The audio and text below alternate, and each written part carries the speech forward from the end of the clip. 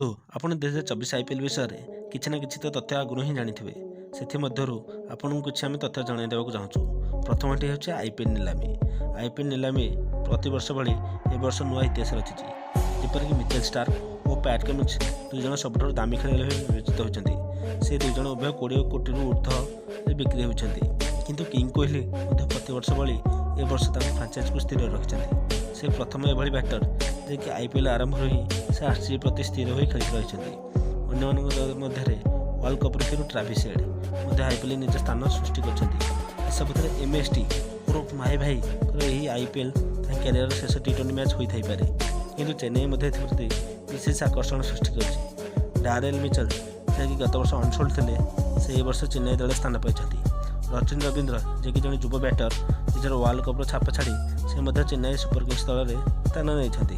କିନ୍ତୁ ଅଷ୍ଟ୍ରେଲିଆର bowler just Hazlewood ଓ south Africa batter ରାଇଲି Rossouw ଏ ବର୍ଷ କୌଣସି ଦଳ ନିଜ ସ୍ଥାନ ରଖିପାରିନାହାନ୍ତି। ତ ବନ୍ଧୁ, ଆପଣଙ୍କୁ କ'ଣ ଲାଗୁଛି ଏ ବର୍ଷ କ'ଣ ଆଇପିଏଲ୍ରେ କଡ଼ା ଟକ୍କର ହେବ? ଯଦି ହେବ ଭିଡ଼ିଓଟିକୁ ଲାଇକ୍ ସହିତ ଚ୍ୟାନେଲକୁ ସବସ୍କ୍ରାଇବ୍ କରିଦିଅନ୍ତୁ।